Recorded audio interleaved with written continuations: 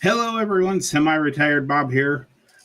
As always, I talk about the carnivore diet, all things related to the carnivore diet, and miscellaneous odds and ends. And I expect today's live stream to be filled with miscellaneous odds and ends because we have the Quack Master here, Mr. Rick. Tell us what's new in your life. It's been a minute or two since we've talked in person. Of course, I leave comments on your live streams and things like that, but it's been, I think, last time we actually talked in person was back during my birthday live stream back in May. Yep. So just fill us in on what's going on down there in Miami, Rick.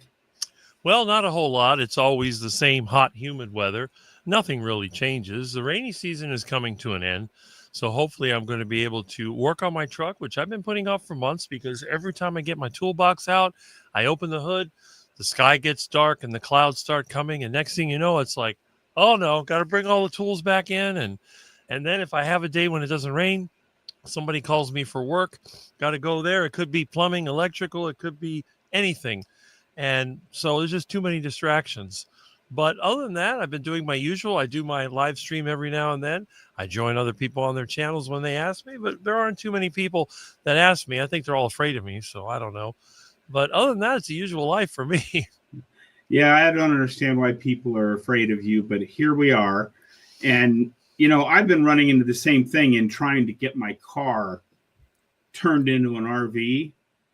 I've been working on it this whole summer and have gotten basically nothing really accomplished because it's been so humid and so rainy here that every time I start to, get out the sawhorses and go to cut up some lumber to make a bed platform and that kind of stuff, the clouds move in and I have to put it all away again.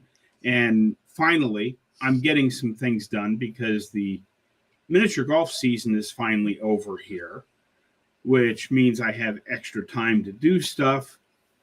But I'm still way behind, but that's okay because I don't really have, because my truck was stolen and I had to spend a big pile of money on getting my car that I'm going to turn into a camper. I don't think I'm going to actually have enough money to get a shipping container on my property this winter, but I'm still going to go down and at least lay the groundwork and that kind of stuff. But we'll see how it goes. You never know. Maybe my YouTube channel will actually become popular and I'll start making a few extra dollars off of it. But we'll see what happens. Let's say hello to some people that have wandered in. Of course, Paul is here and he wants to know if you actually have a 426 Hemi somewhere hiding. No, I never got one. I got 318s, 383s, and 440s, but I don't have any 426 Hemis. Excellent. Now, see, I see the comments over here on the side, but I can't read them till I put them up on the big screen. And Sandy says, hi, Bob, the beard looks nice. Yes, it is new. I don't really like beards, but because I'm going to be living in Texas, trying to manage my water supply, because I'm not taking my truck and my big 50-gallon water barrel down with me that fits in the truck. I've got a 5-gallon thing that I'm going to put in the car that will be fine for drinking water because I can get drinking water within about a 15-minute drive. But keeping shaved takes a lot of water. So I'm doing the beard thing. I will have a system for taking a shower, but it involves a small pop-up tent and a bug sprayer filled with water that I'll pump up, spray myself down to get myself wet, soap up and shower off that way. But it just takes, well, any guy that's ever shaved knows, you have to, as you're shaving, you have to keep cleaning out the razor and doing all that stuff. Maybe my system isn't the best system, but I've just given all that up and I'm just going to have a beard while I'm down there off grid. We'll see what happens. But thanks for that. You think it looks nice. I don't really like it because it's way too gray, but I guess I'm old. Can't deal with, can't change that. And Dawn says she likes the beard too. Bacon Baby's here. Hi, Bob, and hi, Rick. Hello. And we've got Bill Cook checking in. And she says, okay, that makes sense, but you do look very handsome with it. I haven't been called handsome since like 1978. I've never been called handsome. I live in a camper. I get it. Yep. And let's see who else we got here. Use a washcloth. And Jonathan has checked in. Hello, Jonathan. I'm glad you made it today. And guys, if there's anything you'd like us to discuss, the last time Rick and I were together, we ended up talking about cars most of the time, which is perfectly fine. Whatever you guys want to talk about, go ahead and drop a comment over there, and we will talk about it. And of course, Sandy says, "Stop it! You're both handsome." Some people have good taste. If I were going off grid, it would be in a forest with springs, not in the desert. Yeah, well, and I would actually like a nice wooded piece of property somewhere reasonable. However, yes, that's exactly right, Rick. For what I got my 10 acres of land for in the desert, I could have maybe gotten an eighth of an acre somewhere reasonable. So it's just the economics of it. Sandy needs new glasses. Just kidding, Bob. That's funny. And Jonathan says, I like the beard, Bob. It suits you. Mm-hmm. I do want to bring up a topic. I was planning on talking about this in a future video, but since Jonathan is here, he can fill us in on some of this stuff, because I see a lot of people, and I was going to say, if you're an actual bodybuilder, you should go talk to Jonathan, because he's the one that knows about bodybuilding. But the thing I'm going to talk about, I see so many people out there pushing protein shakes because they think you need to add protein to your diet. And I think the best protein shake is to add another 8 ounces of steak to your meal, or whatever kind of meat you happen to have. I know Rick was just eating some heart attack chicken before we went live. So, don't be fooled, because if you look at the ingredient list on so many of these so-called protein shakes that they're out there pushing, it's nothing but a big pile of chemical-filled crap. And this is where I was going to ask Jonathan. I'm sure there are some bodybuilders out there that are also working through a carnivore diet. And if there is a clean protein type shake or powder that you should add because you're a bodybuilder, I would suggest you go to Jonathan's channel and ask him. My comments about protein shakes are for the general audience, because most people that watch this channel, watch me, watch Rick, and all of the other carnivores that aren't the big names out there, we tend to just talk to normal, everyday people. We do not deal with corner cases. And by corner cases, I mean, the less than 1% of the people out there that are actually trying to do bodybuilding and things like that. What are your thoughts on all that, Rick? Personally, I hate anything that comes in a package. Every protein drink I ever tried when I was younger had some nasty flavor in it. It was either vanilla or chocolate or fruit or something like that. It's just really nasty. It's like protein bars. I never understood the concept of those. To me, a protein bar is a piece of steak or a piece of chicken or even an iguana. What I would do myself, I would just eat the meat. And then I know there are amino acids that you can take as a supplement, and also people take creatine, and that seems to work. I personally would never take a protein shake, and the only liquid I like to drink is water. And Jonathan has chimed in that he does have heaps of videos about protein intake and protein shakes. And if you go to the YouTube search bar and just type in Carnivore Muscle Protein, you'll find them. And I highly recommend anybody that's actually trying to build muscle go follow Jonathan, because he is the guy that knows about this stuff. And not necessarily because you want to be a bodybuilder, but when you get to be my age, because I've followed much of Jonathan's advice and I am putting on muscle, which is extremely hard to do once you pass that 60 mark.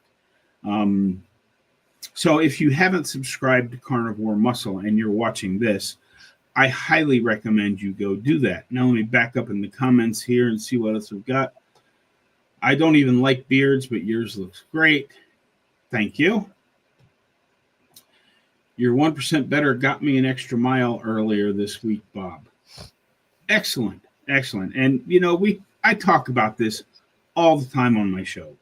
You do not have to make huge progress. If you're at the point where walking down to the end of your driveway to get your mail is an exhausting exercise for you, just keep doing it. And when you feel like you're ready, when you get down to your mailbox, just walk one lap around the mailbox to add a couple of steps to your day. And then when that becomes easier, do a couple or 3 laps around your mailbox, and then perhaps walk down to the middle of the block and back. You know, you don't have to jump right in and go walking 10 miles. Because if you try that thinking, oh, well, I got to get up 10 miles so I can be healthy. No, you're never going to get there like that. You have to slowly increase what you're doing. Let's see what else we've got in the comments. It looks like Paul is chiming in. Just read Medicare insurance premium Part A and B went up by $21.50, a 12% increase. Yeah, it happens. They always tasted good to me. Oh, he must be talking about protein stuff. But they are expensive. And Jonathan checks back in. Thanks, guys. I don't know any other carnivore bodybuilders that are YouTubers, to be honest. Captive audience. That could be. Well, yes and no. You are an active bodybuilder. Now, I wouldn't call Dr. Chafee or Dr. Baker an active bodybuilder, but they certainly know a little bit about putting on muscle as well. But yeah, anytime somebody wants to talk about adding muscle, I always just refer them to Jonathan, because I'm just a retired truck driver. What the heck do I know about that kind of stuff? Let's get back into the comments here. Hopefully we'll get a question or two in there. Be better today than yesterday. Absolutely. And Steadfast 2426 is here.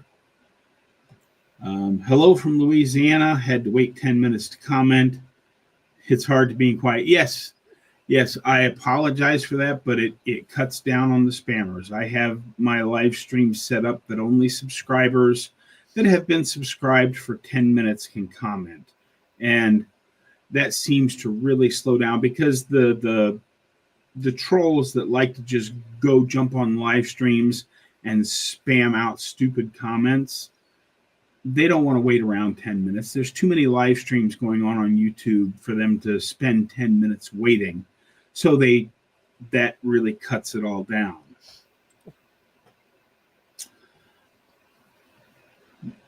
Excellent. That's a good one there. Let's see here. Yeah. Protein shakes are about $1.50 per serving, and for the same amount of protein from a regular steak is around $5. So it is far more economical. And John has checked in. Hello, Bob. Hello, Rick. I like the look of the beard. Everybody's commenting on the beard. Well, because I haven't shown my beard on camera yet, because I've been doing all of my working and walking videos with my new chest mount. And I'm still working out.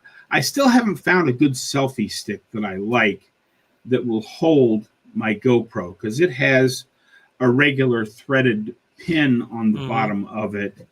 So it'll take a regular tripod mount like a real camera. But the selfie stick that came with the big pile of accessories I bought is too thin for my hand to hold comfortably. So that as I walk, the selfie stick kind of rocks in my hand, making it look like I'm walking awkwardly. Mm-hmm.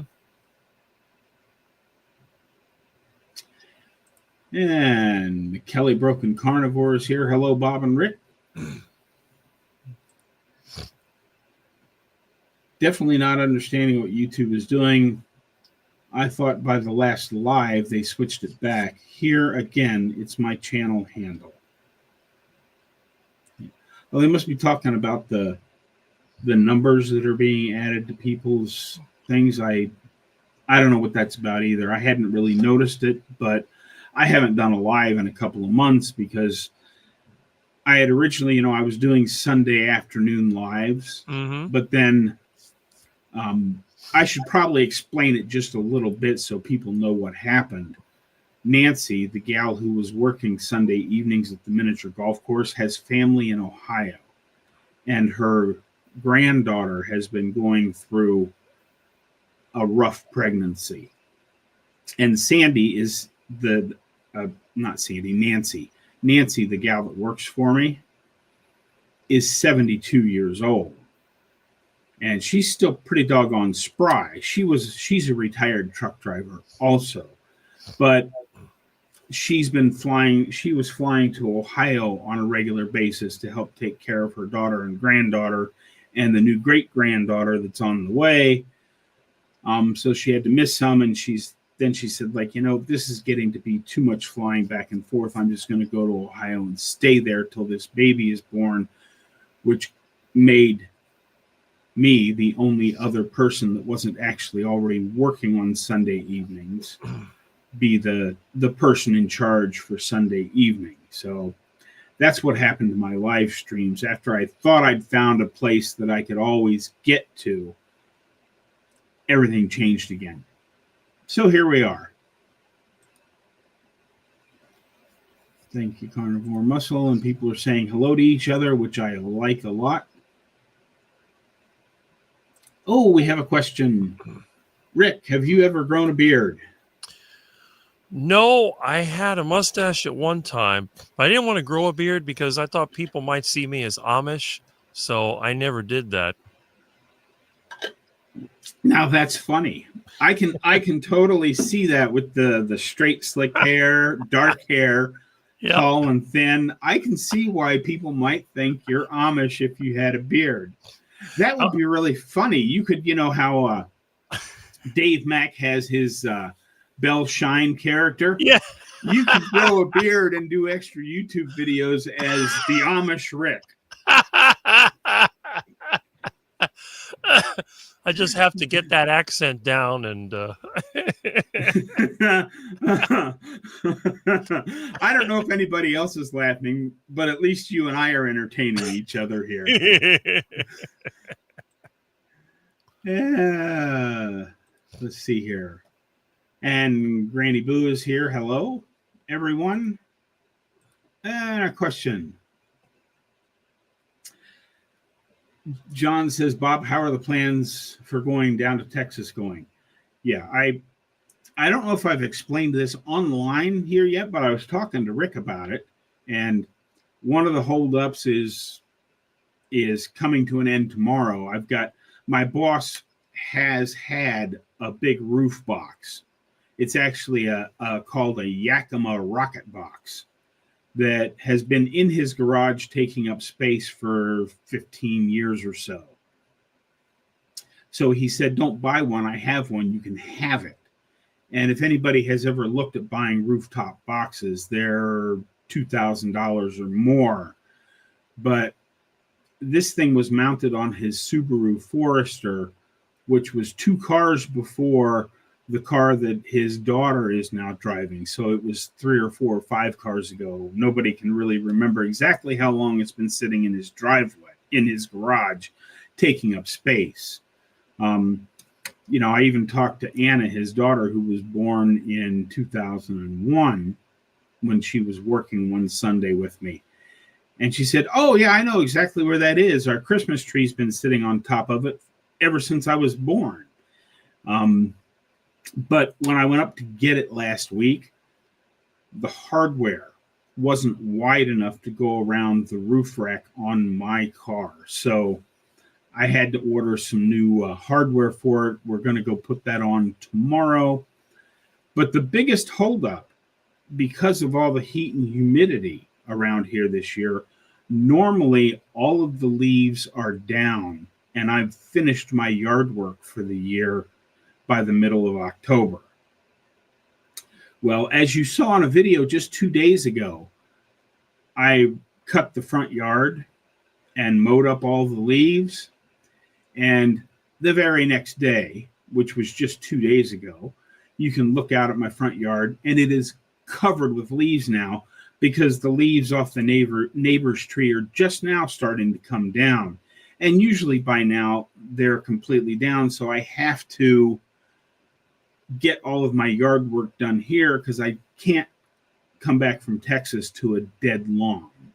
So I have to get all that stuff done, as well as the heat and humidity, as we were talking about. Every time I go to build something like the bed platform for my car, I'd get all the stuff out. It would cloud over, look like it was going to rain. So I have to put it all back away again. But things are starting to move forward, and I'm hoping to be out of here sometime in the next couple of weeks, but we'll see how it goes.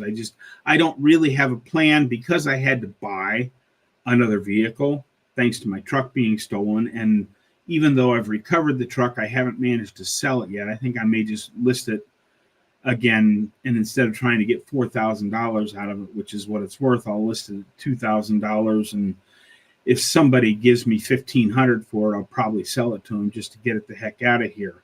But I had to spend my shipping container money on buying a new car. So I'm still going to go down to Texas. I'm still going to do land work. I'm going to map things out on where I'm going to put stuff and that kind of work.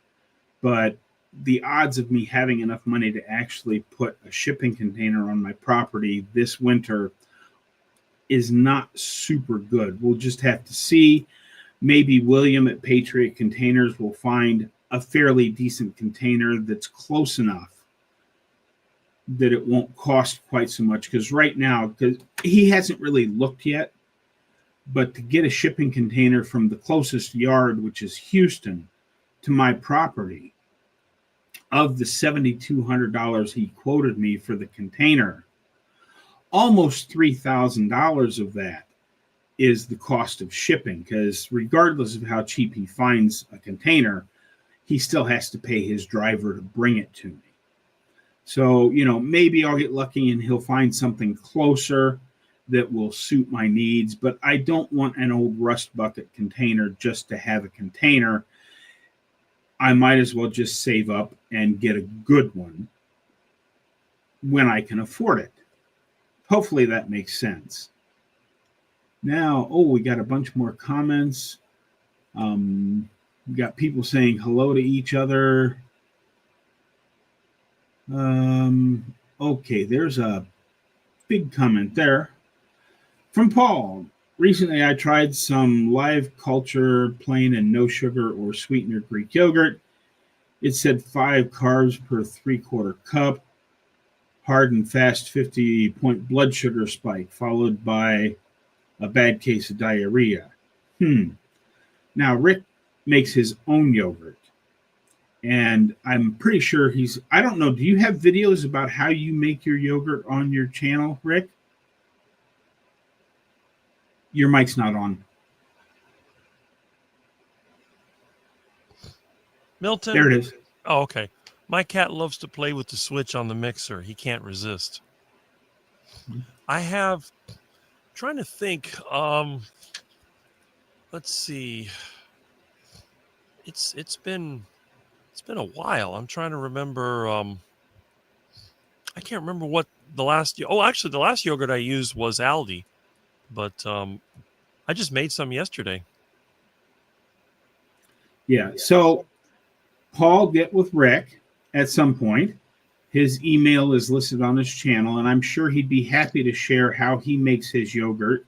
And rather than trying to, you know, buy it from somewhere or whatever, I just saw a light shift there. Milton must be playing in the background. How did you know? And hopefully you can find some yogurt that you can use.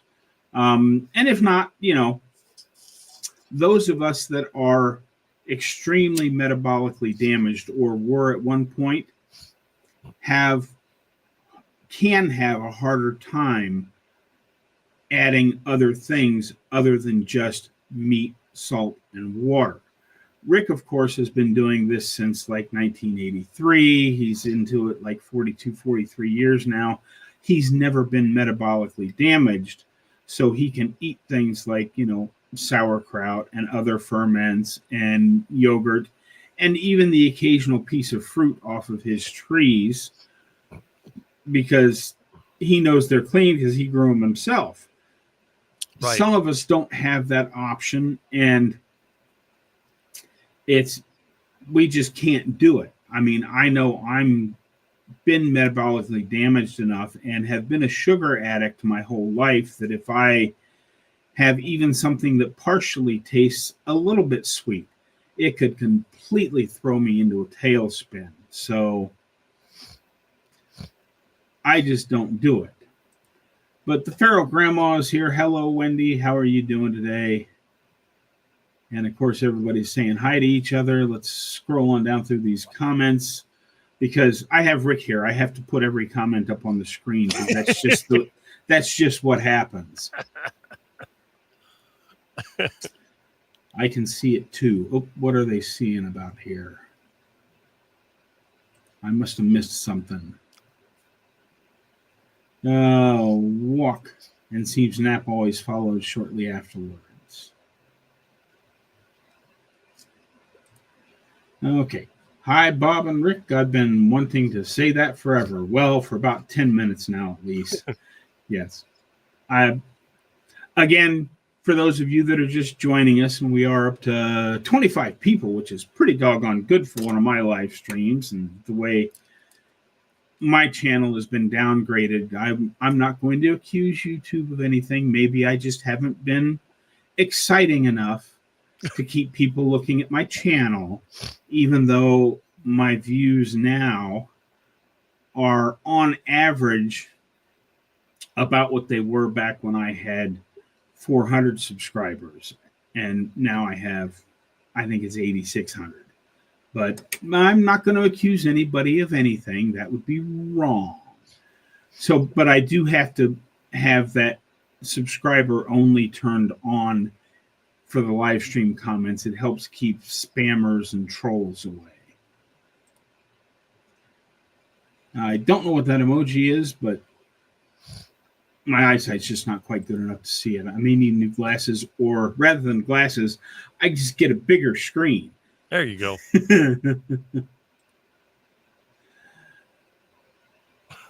Yeah. Rick can grow a beard, add straw hat and suspenders, and totally on it. Yeah, that would be funny. And people saying hello to each other. And okay, we're going to get there. I couldn't believe when your truck was stolen. Wow. Yeah, me either. Bob, will you be checking in from the road on the way down, i.e. shorts, community posts? Yeah, I have Starlink that is currently it's a $5 a month standby charge. I haven't actually set it up in a year, but it's still active. And one of the things I'll do just before I leave here is set up the Starlink in the front yard so it can download any updates that have happened and get it all, make sure it's all up and running just in case I run into stuff. But I actually have what you will see now. It's not going to work because after I bought the bracket, I decided to get a rooftop box. I actually have a bracket that will mount my Starlink to the sunroof in the car from the inside so that I can get Starlink while I'm driving down the road. But of course, the box is going to block that too. But yes, I'll be setting up Starlink and checking in from the road. And I still plan on doing videos on a fairly regular basis. And I think for doing live streams, hang on a second, I need a little sip of water here. I think for doing live streams, since I'm going to have the rooftop carrier, I'm going to go ahead and pack the tent that I first lived in when I first went to move into my truck back. I don't even remember when it was, but I bought a tent and set it up in the church parking lot and lived in a tent until I bought that trailer that I have.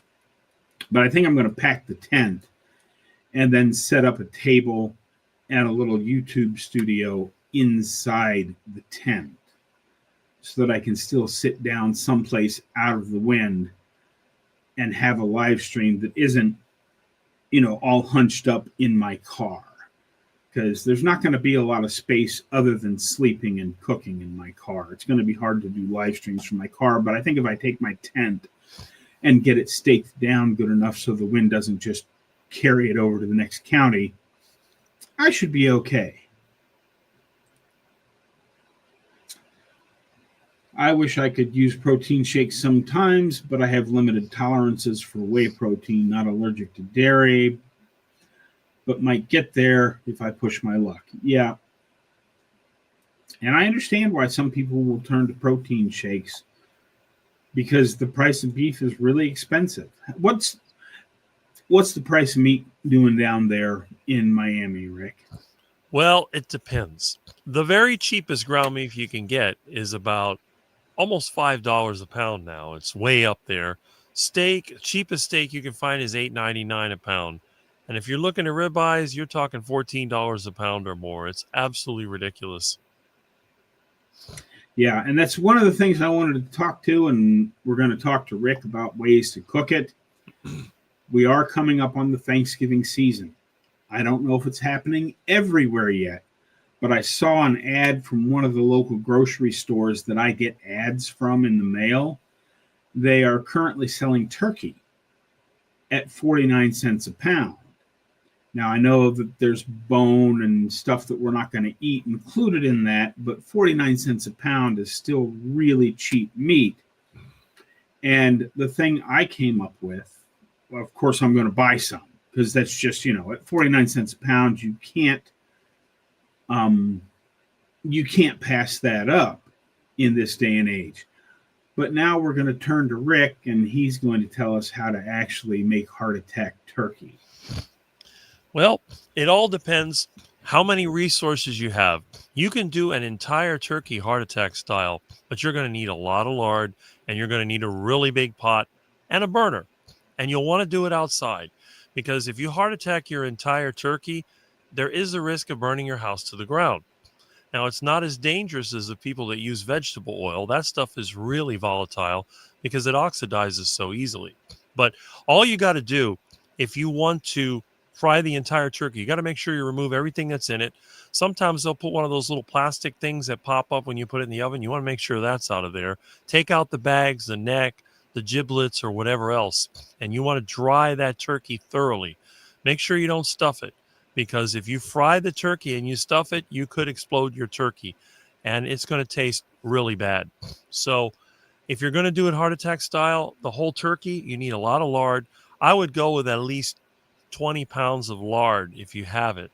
Put it in a large pot, but just make sure that you calculate how much it is when it melts down, because I forget exactly how much it is gallon per weight when it comes to lard, but it's the same thing that people do with vegetable oil. They pour the oil in there and they pour it out. What I would do is I would probably fill it maybe a little over a quarter of the way with lard. And then when you put your turkey in, it'll go up to the proper level and fry. Now, if you're like me and you don't have a lot of lard and you don't want to risk getting, your house barbecued, you can do what I call Rick's heart attack turkey. And then all you have to do is section up the turkey. So what you'll do, you'll take your turkey, take everything out of it, and you'll cut it like around where the spine is, around there. You divide it, you split it in half. You can use a hacksaw, or you can use, I've used a reciprocating saw because I was lazy. And then you cut it and you like butterfly it, you open it up. Then what you can also do, you can take a knife and cut around the turkey drumsticks, because the turkey drumsticks are a secret, delicious part of the turkey that people don't think about much. Same thing with the turkey wings. Turkey wings are like chicken wings, but bigger. And obviously, they don't taste the same as chicken. It tastes like turkey. But when they're fried in lard or beef tallow or whatever you use, they're absolutely delectable. So normally when I get a turkey, and usually I'll get the turkey, like they give away turkeys. There's a law office down the street. They give turkeys to poor people. People line up all around the block. I go there with my old van or my bicycle. A lot of times I go there with a bicycle. They'll give me 2 turkeys because I dress in my usual ratty clothes. They probably figure that I'm a poor homeless guy.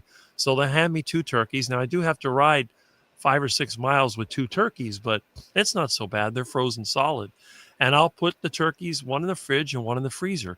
And I'll let that turkey defrost in the refrigerator over a couple days. And then I'll cut it up to make heart attack turkey. Another thing you can do, if you like a stew, you can actually make a turkey stew. And you could also do crock pot turkey. Crock pot turkey is really good. You could do it in water, but that's not very flavorful. And turkey cooked in water is, it's too lean. But if you do a slow sort of, you can pressure cook it, like almost like a pressure fry with lard. That's also very tasty. But you can actually do a crock pot cook. And what you do, you put the lard in there, and then you put the turkey in pieces, like little pieces, and just let it slowly cook for hours. And that will absorb a lot of that fat. And it gives your turkey sort of the consistency of like a ribeye steak. It's tender. It's still fibrous because it's a bird. Obviously, ruminant meat is completely different than bird meat. Poultry and fowl, the meat, they're like fibers, they go like in a linear fashion, whereas your ruminant meats, they tend to be more around. They have more of a swirl to it. So it's going to be more tender. But the turkey would be very tender and flavorful. Now, if you're one of those people that can tolerate some plant material, you can do that too. You could even do a vegetable and turkey stew. But as a carnivore, I like to use the lard or the beef tallow because it really gives it that delicious fatty taste. And the thing is, with regular turkey, you can cook it in the oven, sure, but it takes a really long time. It may be hours in the oven. It takes about the same amount of time in the crock pot, but it takes less energy.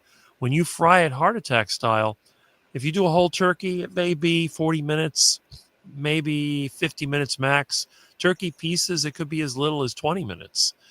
So there's a lot of options. Turkey is a cheap meat, and it has a lot of options. And you can also cook it with other meats. I know people that cook chicken and turkey together, duck and turkey together.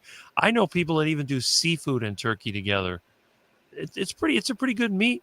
And again, it's cheap.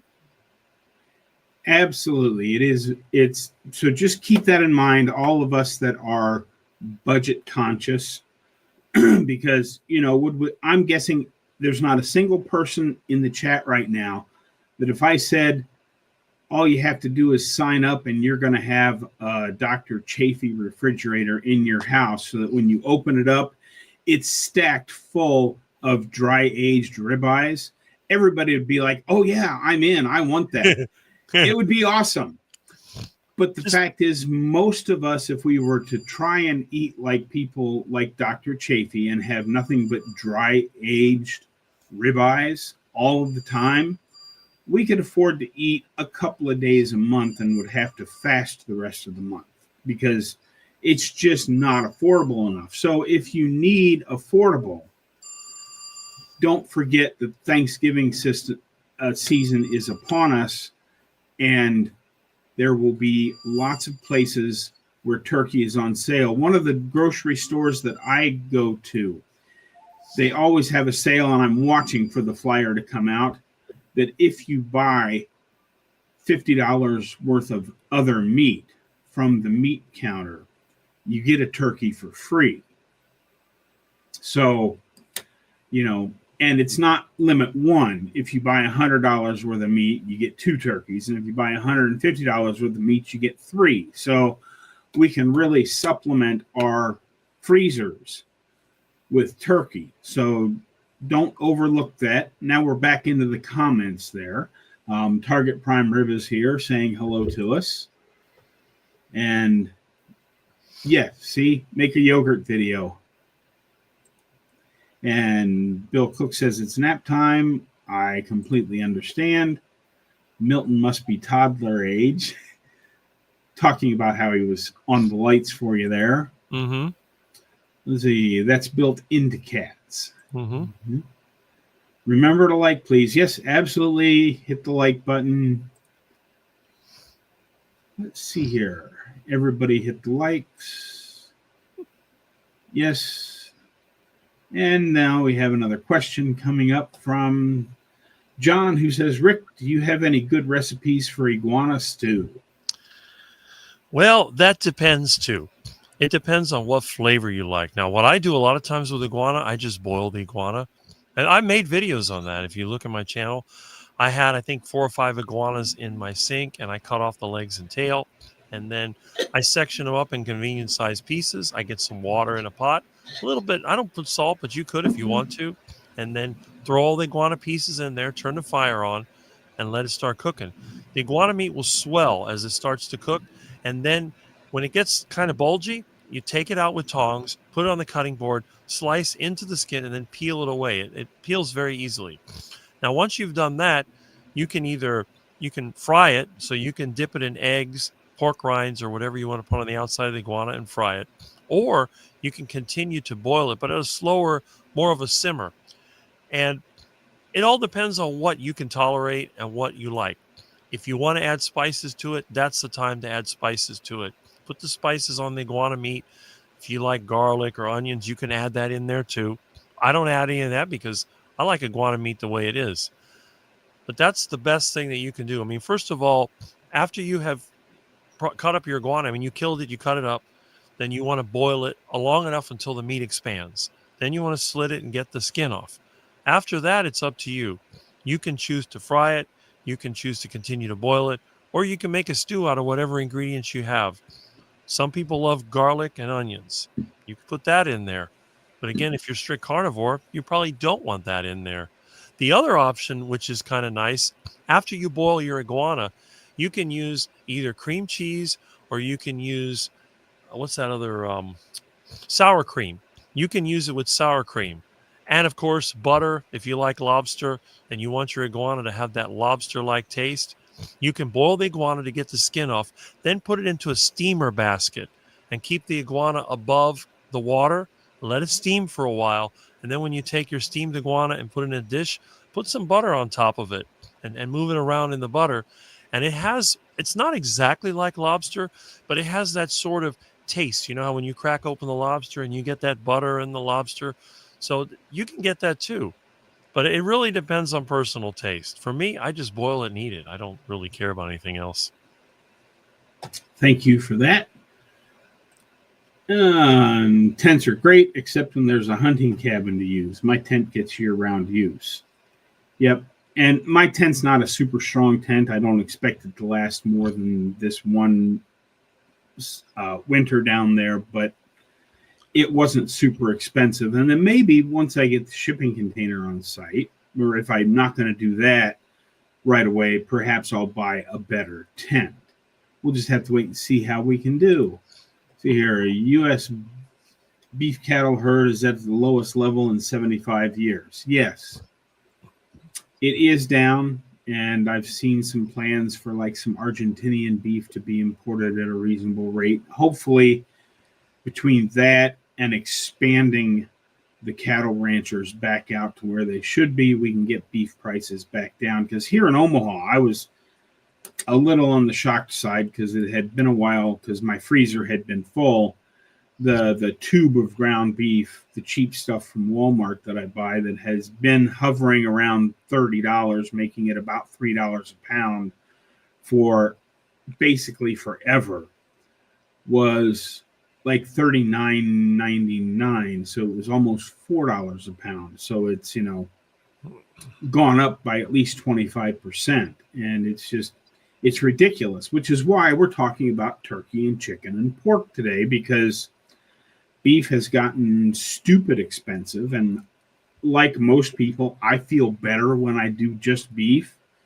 But when you're on a fixed income, that might not be possible. So learning how to, you know, deep fry some of the other meats in lard or butter or tallow so that it absorbs that extra fat can help keep us going through these pretty terrible times for beef. See here, I use Ancient Nutrition bone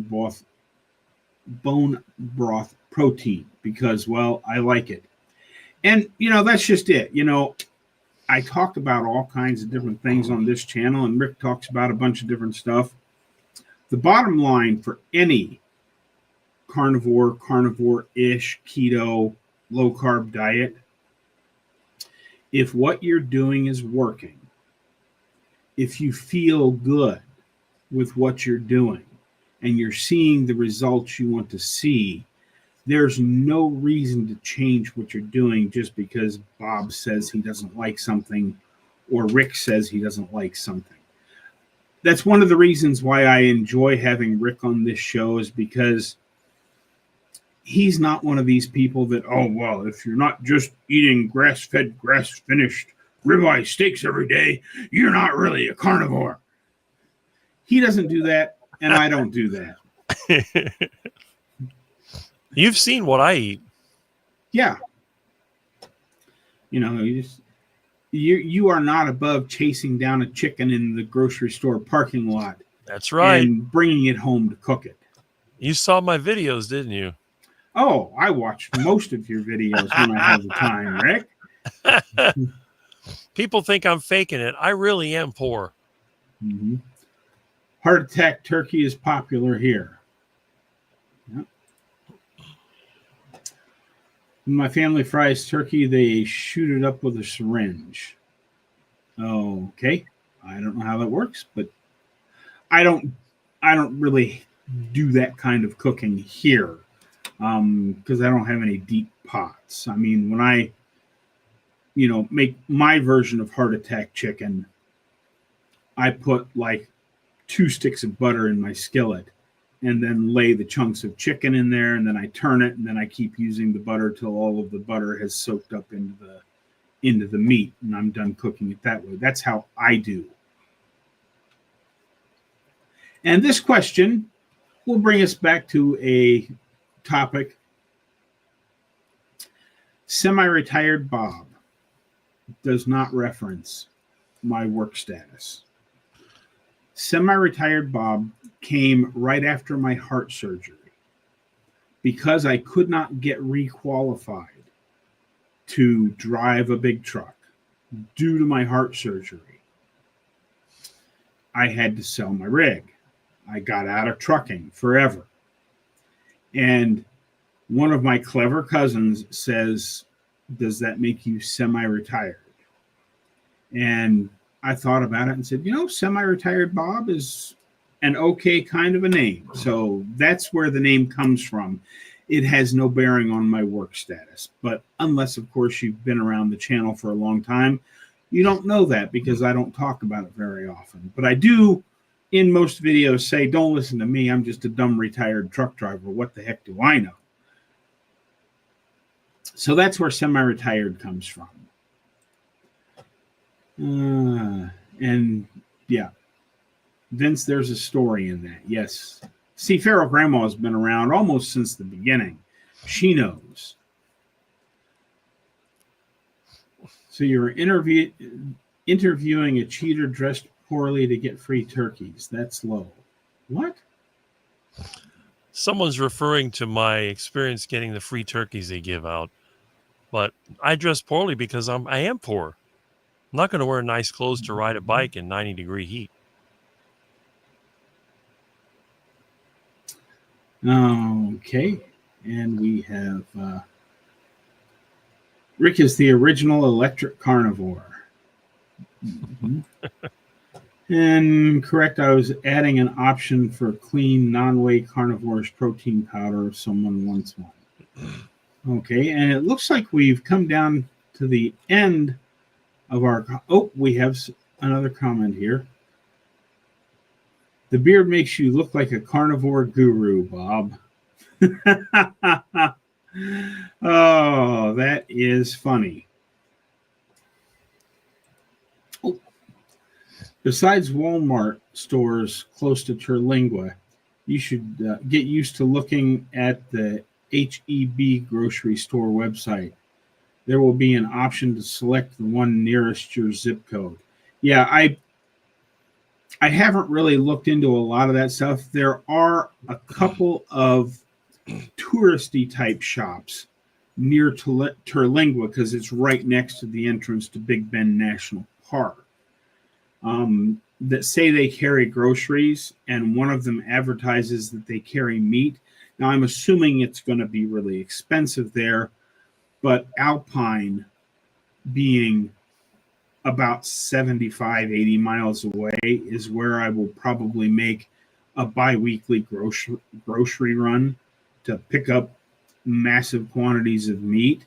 And I haven't really looked to see what's there, but Alpine isn't really what you'd call a boom town. So finding what grocery stores are there is probably not going to be a real stress situation.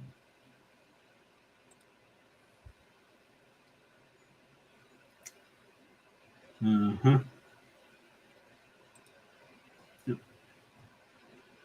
Yeah.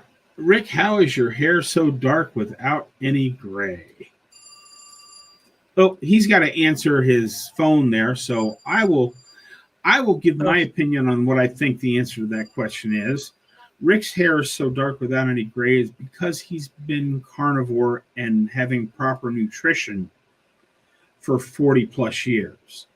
Unlike this guy here, who has been basically living, I thought I was doing the right thing, but I was not. Now, if you've been following the channel for a while, you know that my hair on my head has slowly gotten darker over the last 3.5 years of carnivore. And we shall see if over the course of this winter, I mean, you can see I've got a patch here that's not completely gray and some spots in my mustache that aren't completely gray. So we'll see how that goes. But I think part of what makes our hair go gray, obviously some of it is genetics, but having proper nutrition for 40 plus years, I think also adds to it. But now that Rick is done with his phone call, I will shut up and let him get on with his answer. Yeah, it's just one of my customers had a question. I said, look, I'm on a live stream now. Call me in an hour. But no, what it is, I really don't know. I mean, my dad had some gray hair by my age. I'm definitely the exception in the family. The only gray hair that I do have, there's on the facial hair, there's a little bit of it here, and there's a couple of bits over there. Everything else is dark. You can see my eyebrows. This camera got a little blurry, but you can see.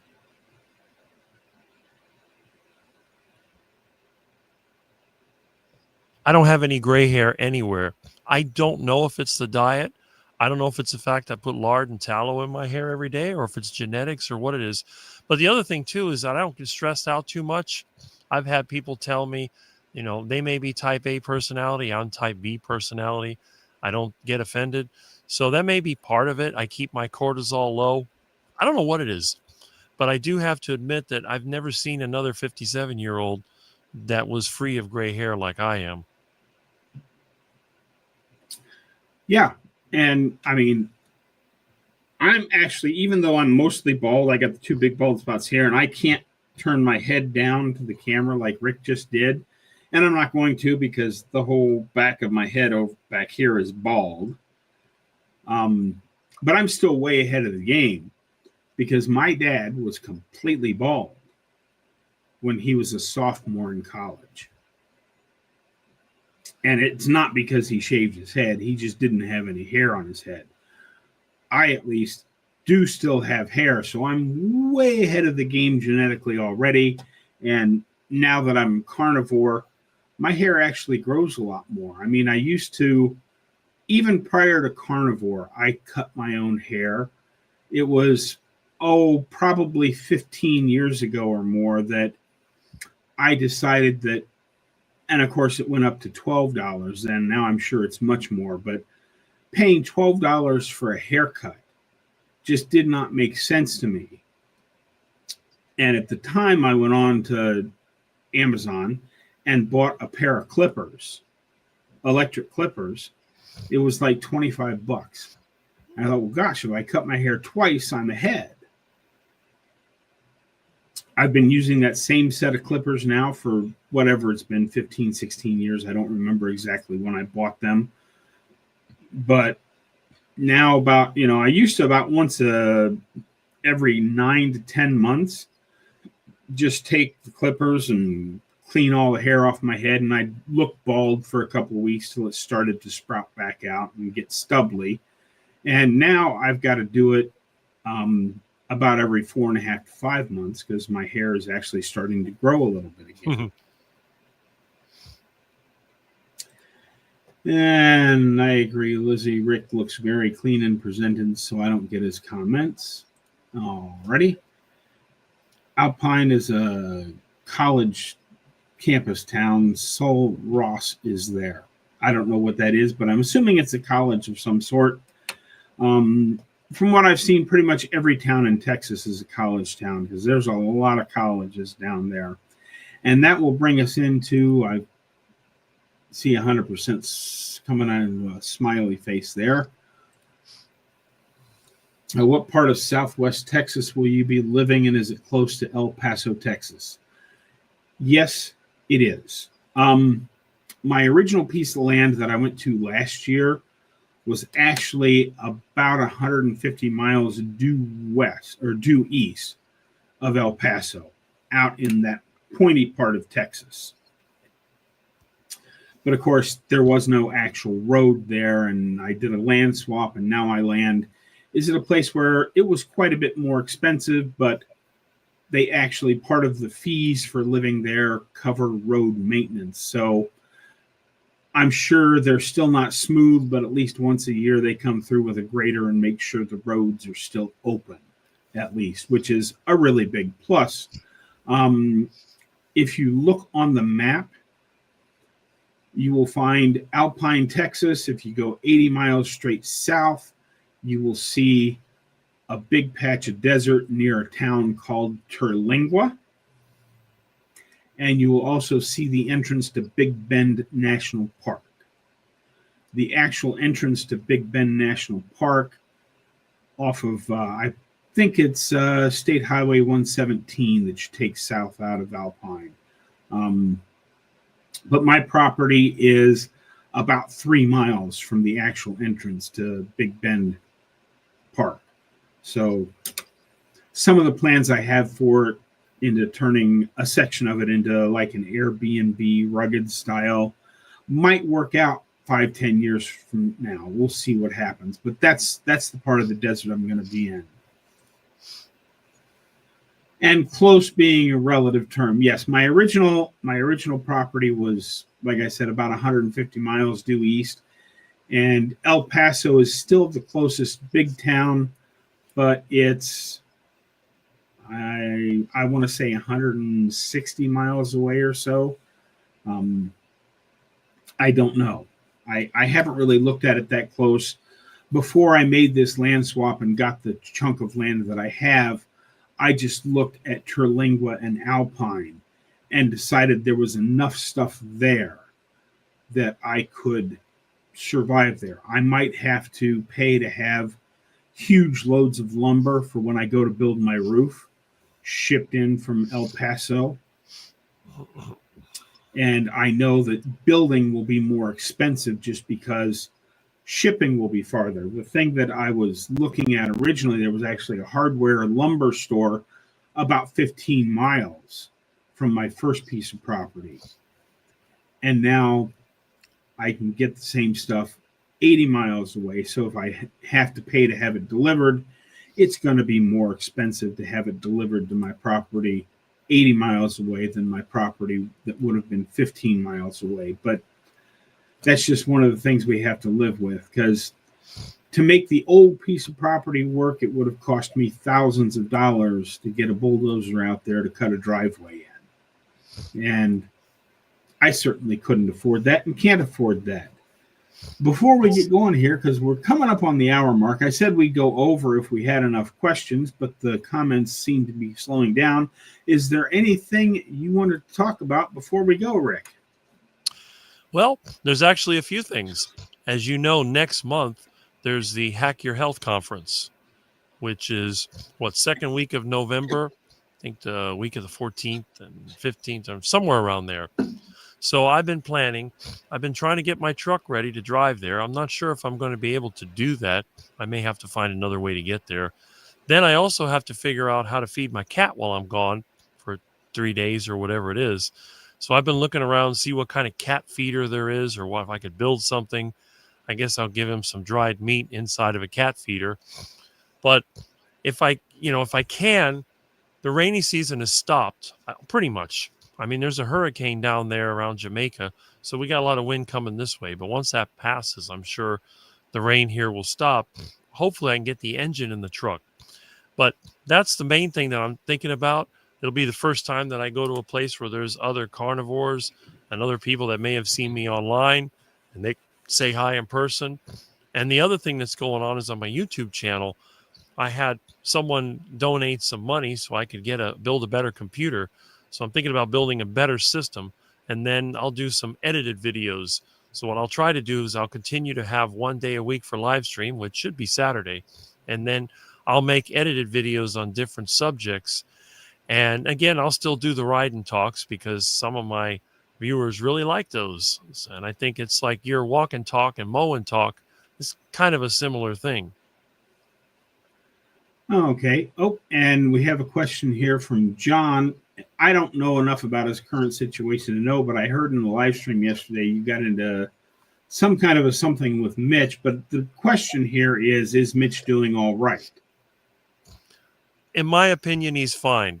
In fact, I think this may be part of his recovery process because he had that stroke. What was it, in March or whenever he had the stroke? And I think as his brain is sort of making new connections, he's been getting aggravated. And I guess he decided to use me as a convenient target because I guess I'm one of the more prominent ones. Or it could be just the fact that Mitch wanted to get his frustration out on somebody, and he knows that I won't get offended and I won't try to retaliate. So it might be easier than taking a chance with somebody else and then ending up with an enemy and having a back and forth battle, because Mitch seems to be the kind of person that doesn't want to take somebody on directly. And that might be what it is. I don't know. But I think health-wise, he's fine. I've had a lot of people email me thinking that he's going to stroke out again, whatever. But I don't think that's the case.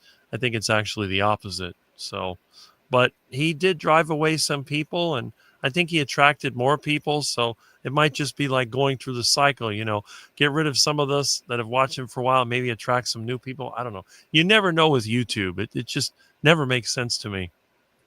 Yeah, and it's so hard to tell what's actually going on with YouTube because they don't give us access to a lot of the information they have behind the scenes. But in the Mitch videos I've seen, because I don't really have the time to tune into his live streams, but I do occasionally click over to watch because I was concerned about him when he had his stroke, but he seems to be talking fine and moving fine. And that's as far as I can say on that because I just don't really know. So Rick has already told us what he's got coming up. So that Hack Your Health, is that there in Miami or somewhere further up north? It's further. It's in Tampa. It's about 4 hours from here. Yep, that would be fun. I went to a conference like that out here in Omaha a couple of years ago. And it was fun, but I have no idea what they're charging for that kind of stuff now. And I mean, just the 2-day thing that I went to was like $45 for a non-VIP ticket. And if you wanted the VIP ticket that I wasn't going to pay for, to actually what you got with the VIP ticket was they had a dinner the first night where you could meet all of the guests and sit around and talk with them.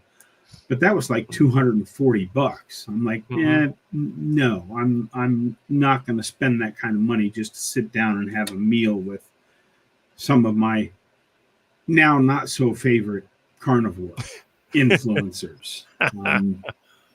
I won't say one of the guests that I really liked at the time, but he was a little rude to me when I caught him in the hallway, and he has since made multiple appearances on Professor K's Who's Wrong on the Interwebs today. So that's where he's at. But anyway, enough about all that. We're over the hour, but I don't see any new questions coming in or new comments. So I want to thank Rick for being here with me today on this return. I'm not going to commit to a regular live stream schedule again until I get down to Texas and get things set up, but I will probably have another live stream before I go to Texas.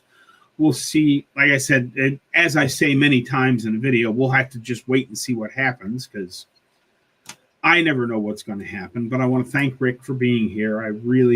I always enjoy catching up with you, man. It's like you're, one of my real friends out there in the carnivore space. I'm glad, because sometimes I think that people just get tired of seeing me. I will never get tired of seeing you. And, the way your suggestions on how to cook things, if you're putting meat in grease, it doesn't matter if you're using, 20 gallons of grease and 40 pounds of meat, or a small stick of butter and a little piece of meat. The main thing that we're talking about here is to fry the meat, especially the leaner meats. And they will soak up that grease, giving you a higher fat content. Right. And they taste much better too. And they do taste much better that way. Absolutely. But thanks for being here today, Rick. And I do want to say to everybody out there, don't forget, get out there, be 1% better. Today, tomorrow, and every day. Have a great day, folks. We will see you in the next one. Yes.